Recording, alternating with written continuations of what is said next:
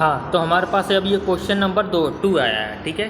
Question number 2 क्या बोलता है, देखते हैं। क्वेश्चन नंबर 2 क्या बोल रहा है कि दी हुई एपी के प्रथम 4 पद लिखिए। हमको 4 पद लिखना है, ठीक है।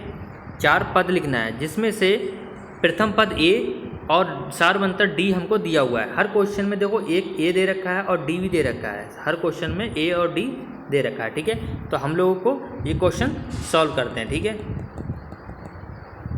अब हम इस क्वेश्चन के सॉल्यूशन पे चलते हैं।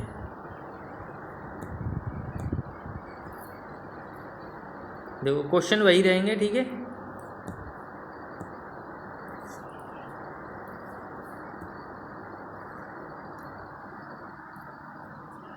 हाँ,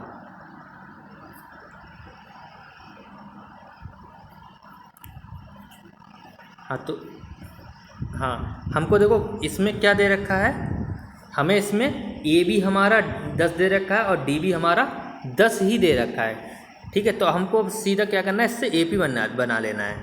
तो उसके लिए हम क्या करेंगे, सीधा देखो सॉल्यूशन पे ही आ जाते हैं, ठीक है। ये देखो ए हमारा 10 है, तो A2 हम कैसे निकालेंगे, ए प्लस डी निकालेंगे, ऐसे निकालेंगे। तो देखो कितना आ गया 10 और 10 ए भी हमारा 10 है और डी भी हमारा 10 ही है, तो कितना हो गया हमारा 20 हो गया।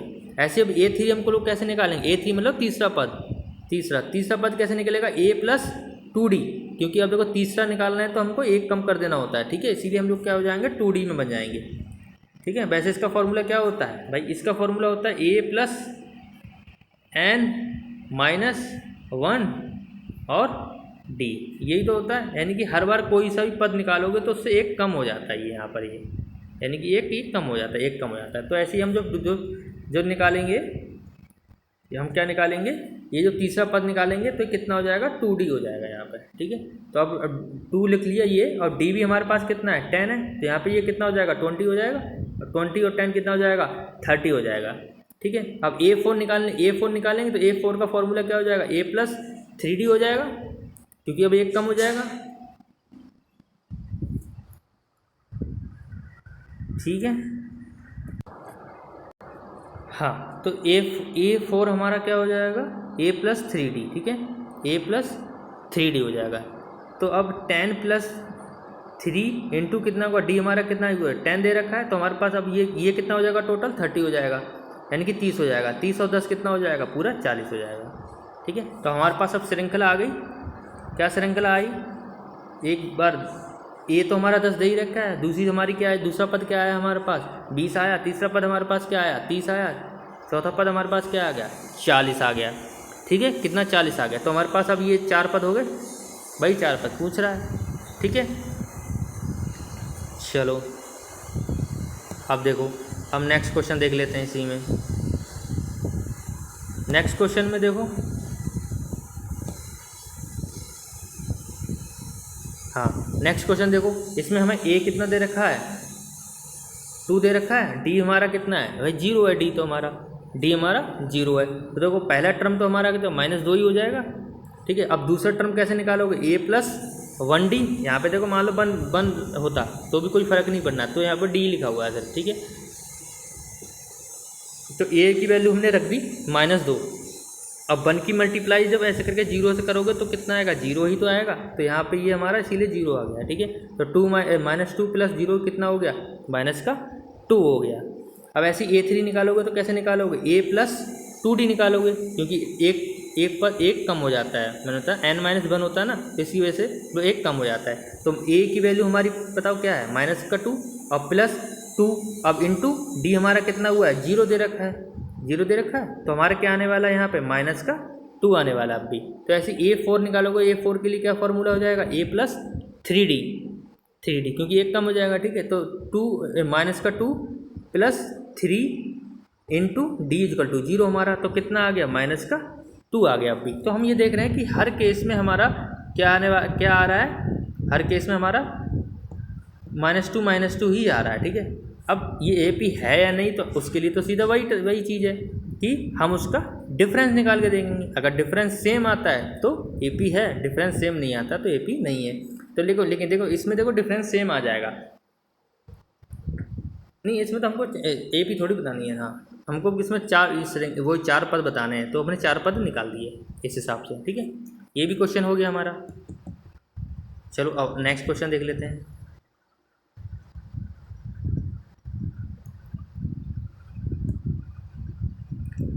नेक्स्ट क्वेश्चन देखो, अभी ए हमारा कितना दिया हुआ है, 4 दिया हुआ है, ठीक है। डी हमारे पास कितना है, -3 है। डी हमारे पास कितना है, -3 है। तो देखो पहला पद तो हमारा 4 हो ही गया, ठीक है। दूसरा पद हम a+डी से निकाल देंगे तो 4। अब डी हमारा कितना है, -3, तो ये तो माइनस का हो जाएगा, -3। तो plus plus plus minus minus कितना क्या होता है, माइनस होता है। तो यहाँ पे कितना आ जाएगा, 1 आ जाएगा। यानी कि 4 में से 3 गया तो 4 में से 3 गया तो 1 बच गया। ऐसे ही अब a3 निकालेंगे तो a+2d कर देंगे, ठीक है। a+2d कर देंगे तो यहाँ पे 4 तो आएगा ही आएगा, और 2 मल्टीप्लिकेशन में है, और d की वैल्यू कितनी है, -3। तो ये कितना बन जाएगा, -6। तो यानी कि हमारे यहाँ पे क्या बनने वाला है, 4 - 6 = में क्या आने वाला है, मतलब -2 आने वाला है, -2। क्यों, प्लस माइनस माइनस होता है लेकिन साइन बढ़ेगा, जो भी बड़ा होता है वो आता है, ठीक है। हाँ, अब ऐसे ही हम लोग क्या निकालेंगे, 4th टर्म निकालेंगे। 4th टर्म कैसे निकालोगे, a+3d करके। तो 4 + 3 मल्टीप्लिकेशन में कितना है, d, और d कितना है हमारा, -3। तो यहाँ पे देखो ये क्या बन जाएगा, यहाँ पे 4 - 9, क्योंकि 3 × 3 करोगे तो कितना आएगा, -9, क्योंकि ये 3 एक माइनस का है, ठीक है। तो यहाँ पे कितना आने वाला है, -5 आने वाला है। तो हमारे पास अब 4 टर्म हो गए, देखो 4 1 -3 -4। ये भी हमारा क्वेश्चन हो गया। चलो अब आगे चलते हैं।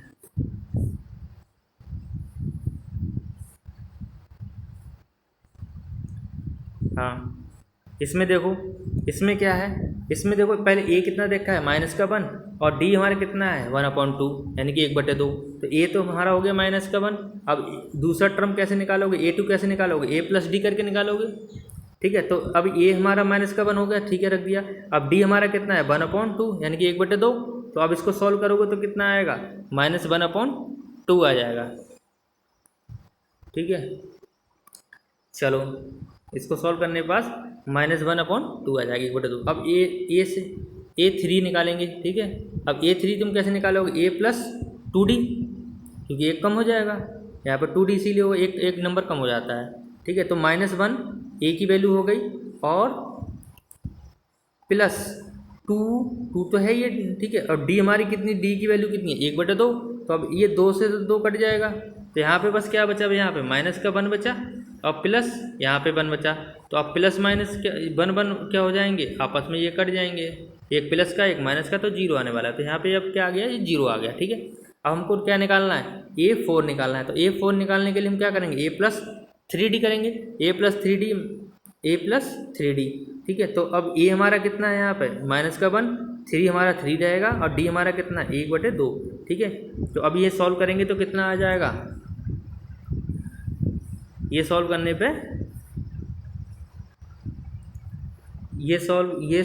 पे देखो 1/2 आ जाएगा, ठीक है। क्योंकि यहाँ पे ऐसे -1 होगा, और प्लस ये कटेगा नहीं, तो ये 3/2 में कन्वर्ट हो जाएगा, ठीक है। और जो 3/2 में कन्वर्ट हो जाएगा तो ये ऐसे एलसीएम लेके सॉल्व कर लिया जाएगा, ठीक है।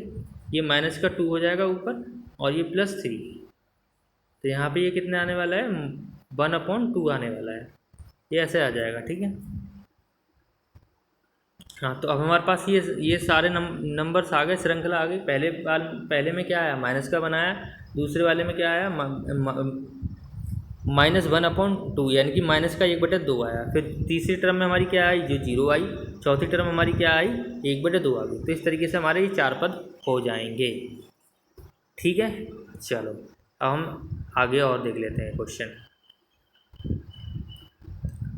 इसमें देखो क्या है, इसमें देखो a हमारा कितना दिया हुआ है, -1.25, डी हमारा कितना है, 0.25, ठीक है। तो a हमारा -1.25, ठीक है। अब दूसरा टर्म कैसे निकालोगे, a+d करके।